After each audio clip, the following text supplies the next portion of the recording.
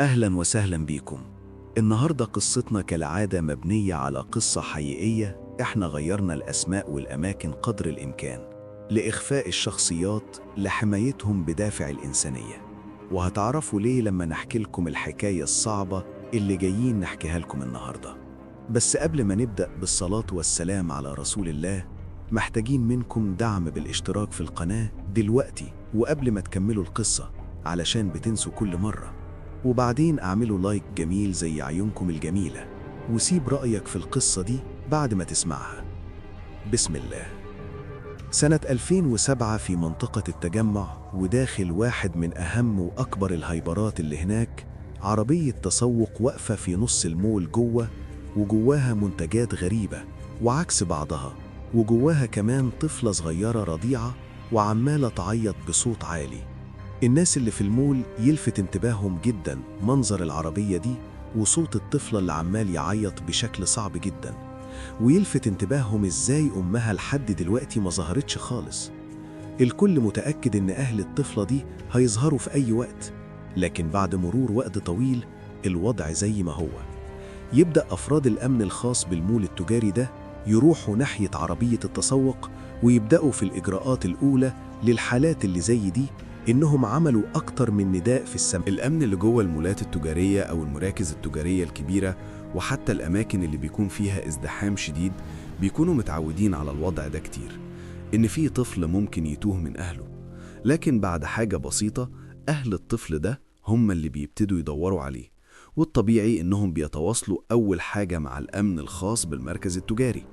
إنما الغريب في الحالة دي إن الطفلة الرضيعة دي ما يتعداش سنها أكتر من سنة أو سنة ونص، فكانوا مستغربين جدا إزاي والدتها أو والدها يسيبوها بالشكل ده ولوحدها. لما أمن المركز التجاري بدأ يفرغوا كاميرات المراقبة، لاحظوا إن أول مرة عربية التسوق اللي فيها البنت دي تظهر في الكاميرات كانت الساعة 5 العصر. بس بسبب الزحام الشديد اللي كان موجود في الوقت ده، كان صعب جدا على أمن المول إنهم يحددوا مين الشخص اللي ساب عربية التسوق دي. بس اللي زاد الغموض أكتر إنهم لاحظوا إن في أكتر من شخص مسك العربية ومشي بيها شوية وبعدين رجعها لنفس المكان. ولما حاولوا يتأكدوا من كاميرات المراقبة هي الناس دي كانت بتعمل إيه، اكتشفوا إن الناس دي كانت بتدور على أهل الطفلة دي. ولما فشلوا إنهم يلاقوهم، فرجعوا الطفلة للمكان اللي لقوها فيه لحد ما تيجي الساعة 8 بالليل، يعني يمر 3 ساعات بالظبط على أول مرة ظهرت فيها الطفلة في كاميرات المراقبة.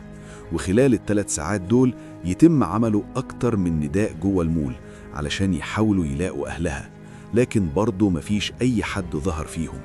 فأفراد الأمن يعملوا بلاغ رسمي باللي حصل، وخلال أقل من نص ساعة كان رجال الشرطة وصلوا للمول التجاري وشافوا الطفلة الصغيرة اللي من كتر العياط كان شكلها فعلا صعب جدا. فكان السؤال الأول هو إزاي أهلها ممكن يسيبوها كده، وهل فعلا ممكن أب أو أم يسيبوا طفلتهم الرضيعة بالشكل ده؟ يبدأ رجال البحث الجنائي بتفريغ. صحيح الطفلة ظهرت في الكاميرات بداية من الساعة 5 العصر، لكن مش واضح بالظبط هي دخلت إمتى، فاحتمال بنسبة كبيرة تكون دخلت بدري مع أي حد، بس ظهرت على الكاميرات الساعة 5، فلازم التفريغ يتم قبل الوقت ده بمدة طويلة. وفي نفس الوقت مش هينفع يسيبوا طفلة في السن ده لحد ما يخلصوا تفريغ كاميرات المراقبة. فكان لازم الأول رجال الأمن يتصرفوا في أي حد يراعي الطفلة دي لحد ما يلاقوا أهلها. واللي يلفت انتباه رجال الأمن إن الحاجات اللي موجودة جوه عربية التسوق حاجات غريبة ومريبة وكلها عكس بعضها، وكأن الشخص اللي حط الحاجات دي جوه العربية ما كانش هدفه أصلا التسوق. والملاحظة التانية إن الطفلة لابسة ملابس جديدة ونظيفة، فواضح إن أهلها ناس كويسة، وصعب إن يجي احتمال إن أهلها حبوا يتخلصوا منها جوه المول. وتمر 3 ساعات كاملين ورجال البحث الجنائي تقريبا خلصوا تفريغ كل كاميرات المراقبة، ويبقى الشك في 3 أشخاص بالظبط، 2 رجالة و1 ست. تحركاتهم كانت غريبة جدا جوه المول، ده غير إن تحركاتهم كانت قريبة جدا لعربية التسوق اللي كان فيها الطفلة. وتبدأ المهمة في تحديد ال3 شخصيات دول لحد ما تيجي الساعة 3 الفجر. توصل إشارة أمنية من شرطة النجدة إن جالهم اتصال هاتفي من فاعل خير، وفاعل الخير ده عبارة عن واحدة ست بتقول إن أخوها قتل مراته وبعدها خد بنتها الصغيرة وسابها في مول تجاري كبير في التجمع، ومرضيتش تقول لرجال النجدة هي مين أو ساكنة فين. بس قبل ما نعرف هي إيه الطريقة الذكية اللي عملها رجال أمن، ضروري الأول نفهم هو مين معتز ومين صفية. الموضوع يرجع قبل تاريخ الجريمة دي ب3 سنين، يعني تحديداً سنة 2004 في منطقة الخلفاوي في شبرا. معتز عبد الرحمن اللي عنده 38 سنة وشغال موظف في واحدة من أكبر المستشفيات اللي هناك، ومن عيلة كويسة ومحترمة جداً، وتعبوا في تربيته وتربية إخواته. معتز علاقاته النسائية قليلة جداً، وخلال السنين اللي فاتت عمل أكتر من تجربة خطوبة لكن كلها كانت فاشلة، لحد ما يتعرف بالصدفة على صفية عاطف اللي عندها 29 سنة وساكنة في نفس المنطقة اللي معتز منها. وصفية كانت متجوزة قبل كده من ابن خالتها، بس اتطلقت بعد سنة وخلفت منه طفل، وابن خالتها لما طلقها خد الطفل معاه، ومن وقتها رجعت صفية تعيش مع أهلها في منطقة شبرا. ومعتز أول ما شاف صفية أعجب بيها جدا، وده نفس الإحساس اللي كان عند صفية، بس الفرق بين الاتنين إن صفية كان عندها خبرة أكتر بكتير من معتز. اتقابلوا أكتر من مرة والعلاقة بينهم كبرت جدا لحد ما اتفقوا هما الاتنين على الجواز. وصفية هنا مش محتاجة موافقة أهلها علشان تتجوزوا ولا لأ، لأن رأيها كفاية. إنما معتز من بيئة مختلفة تماما، بيئة اتربت على إن العيلة ليها رأي مباشر في تحركات أبنائهم. وأول ما فتح معتز مع أهله موضوع الجواز، في البداية كان الرفض، إنها متجوزة. في الوقت ده كان ناقص يومين بالظبط على أجازة العيد، ومعتز وصفية قرروا إنهم يستغلوا العيد ويتجوزوا فيه. فرجع معتز على البيت وحضر شنطة سفره، وقال لأهله إنه هيسافر مع أصحابه للأقصر يقعد هناك أسبوع في أجازة العيد.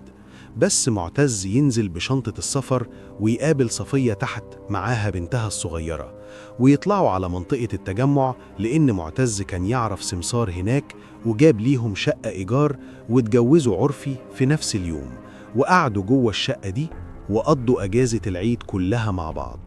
وبعد ما الأجازة خلصت بدأ معتز ينزل شغله ويرجع على أهله، وبعد شوية يرجع تاني على الشقة اللي متجوز فيها صفية، لحد ما يمر أكتر من 3 شهور على الجوازة دي. ويبدأ معتز يشك في صفية بسبب إن في أرقام غريبة بتجيلها على التليفون، فيقرر إنه يراقب صفية ويعرف هي بتكلم مين. وبعد ما راقبها كويس عرف إن صفية بتكلم وبتقابل جوزها الثالث اللي اتطلقت منه، اللي هو عبد العال تاجر المخدرات، وكانت بتقابله علشان تاخد منه فلوس، وغير كده كانت بتعمل معاه علاقة عادي جدا. فالسؤال هنا لصفية، طب اتطلقت منه ليه؟ المهم إن معتز يقرر إنه هيواجه صفية بالمعلومات اللي عارفها. صفية ترد على طول عليه وبشكل مباشر إن عبد العال ده أرجل منه ومعاه فلوس كتير. معتز واقف بيسمعها وهو مصدوم، وشريط الحياة كله بيمر قدامه، من أول ما أهله رفضوا الجوازة لحد ما يصر إنه يتجوزها ويتطلقوا، وبعدين يرجع لها تاني من غير ما أهله يعرفوا، لحد ما يفوق على صوت صفية وهي بتشتمه وبتقوله إنه شخص جبان وإنه مش قادر يواجه أهله. حتى لما رجع لصفية تاني، معتز ينزل من البيت ويقعد يلف في الشوارع لمدة 2 ساعات، وبعدها يقرر إنه يطلع البيت تاني، يدخل الشقة فيلاقي صفية وبنتها نايمين، ويقعد جنبهم شوية ويحاول ينام، بس فعلا مش عارف من كتر التفكير. فيقرر إنه لازم ينتقم من صفية، وإن الانتقام ده هو قتلها.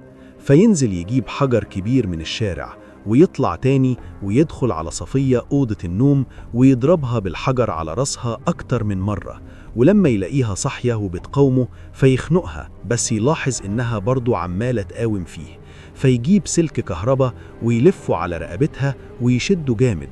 ولما صفية تسكت خالص عن الحركة يقرب ودنه من صدرها فيسمع دقات القلب، فيعرف إنها لسه عايشة، فيروح الحمام ويجيب جردل كبير ويملاه مية ويغطس راسها في المية لحد ما يتأكد إنها ماتت. وكل ده بيحصل والطفل الرضيعة اللي عندها 1 و2 نايمة جنبها على السرير في نفس التوقيت.